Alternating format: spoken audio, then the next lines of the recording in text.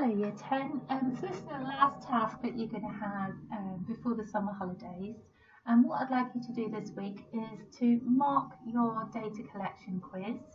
I have marked it as well, and I can give you your individual marks if you would like. I'll say that it was out of 38 marks altogether, and the average mark in the class was 26. So some of you did really well, quite a few of you up in the 30s. Most of you submitted it, so well done. If you haven't done it yet, you really need to make sure you go through this and understand the answers to these questions. So I'm just going to go through them. I want you to mark it, note any mistakes you've made and make sure you're clear how you would do it correctly next time. And then just for this week, if you have any outstanding statistics tasks to complete, that's what I'd like you to be doing in this final week of school, is to make sure that you are up to date. Okay, so question 1, what type of data is time taken to run a mile? Time is quantitative. It's to do with numbers. It's measured numerically.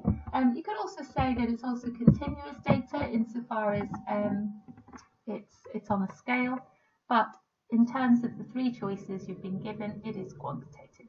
Qualitative data is data which is words and opinions.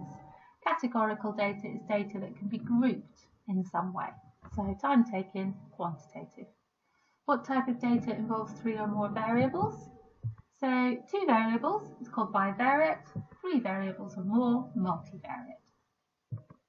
Question 3, if you collect information from another source where you're collecting the information second hand, so from a website, this is secondary data.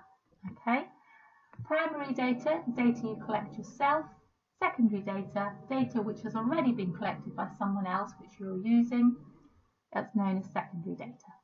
Okay, ordinal data is data which can be ordered or ranked, and I think we said earlier, categorical data is data which is grouped. Marisa wants to open a convenience store. She wants to investigate what she should stock and possible opening hours. She decides to ask 10 passers-by one morning for their views. This is a convenience sample. If you use whoever is immediately available to be part of your sample group, it's not random, it's the people who've come along.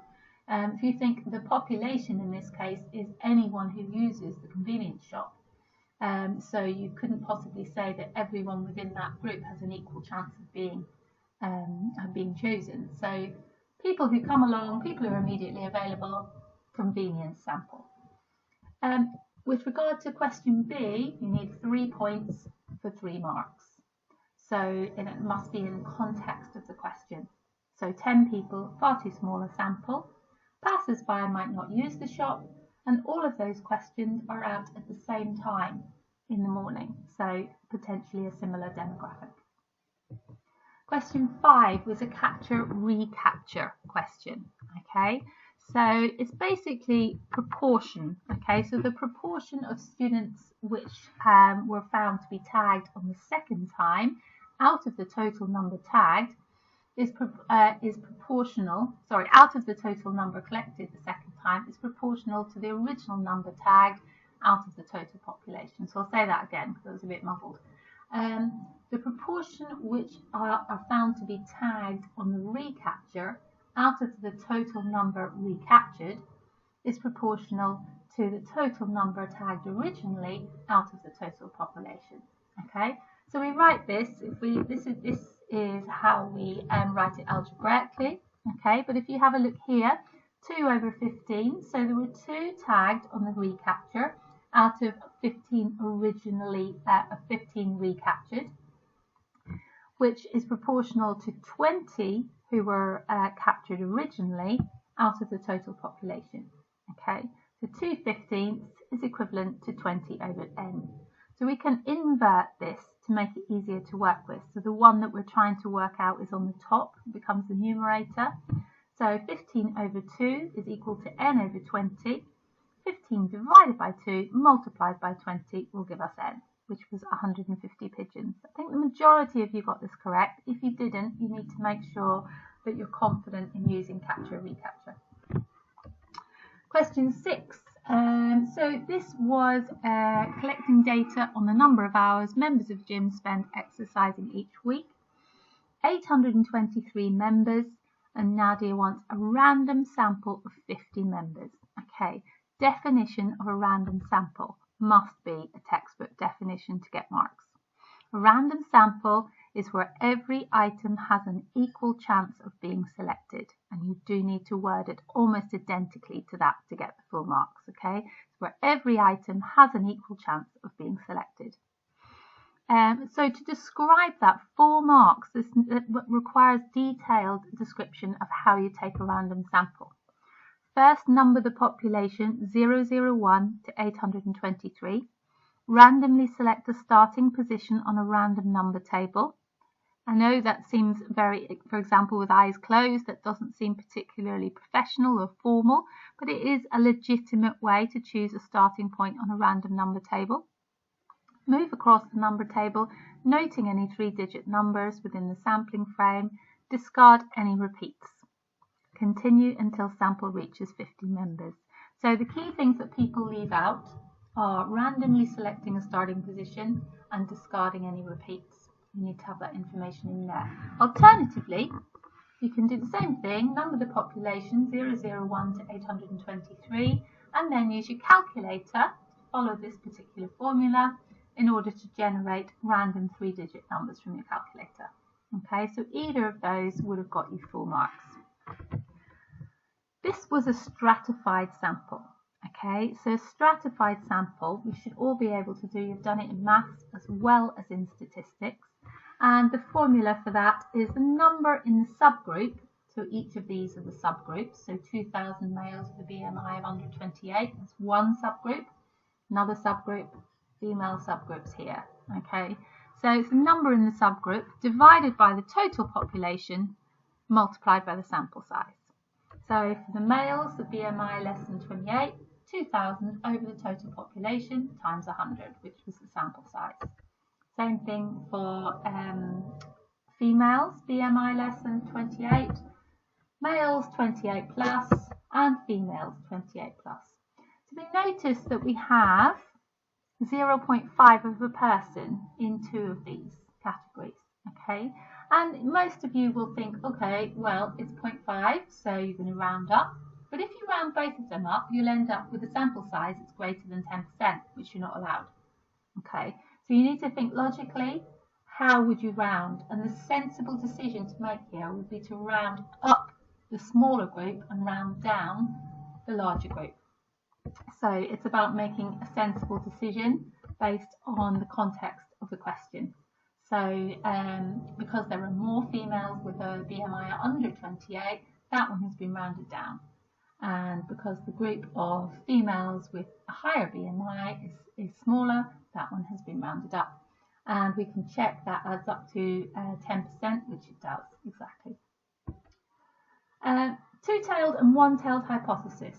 So a one-tailed hypothesis is a statement where there is an effect in a specific direction. So it's a statement. You don't say students who drink more water might get higher exam results, or drinking more water might lead to higher exam results. It's not tentative in that way. It's a statement. Students who drink more water will achieve higher exam results. Okay. You could have also had students who drink more water will achieve lower exam results. Less likely, but it would still be a one-tailed hypothesis. Two-tailed hypothesis is a statement that there will be an effect, but it doesn't specify in which direction. So drinking more water will have an effect on students' exam results. It doesn't say in which direction. That's a one- and two-tailed hypothesis. The librarian, recording the genre of books borrowed by every 10th person, where you see every nth person is sampled, it's a systematic sample. Zoologist has 2 groups of rats. She's investigating whether rats are healthier if they eat fruit.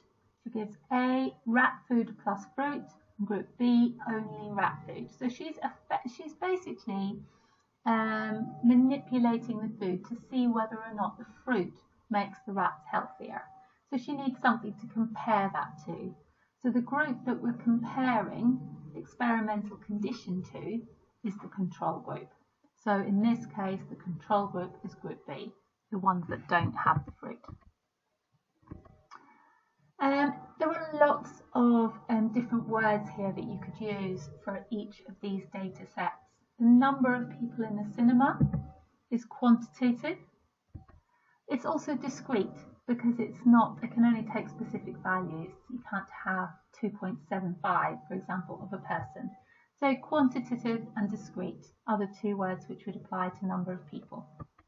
Colours of dresses are qualitative. That should say qualitative. Beg your pardon, I will amend that. It should say qualitative, not quantitative.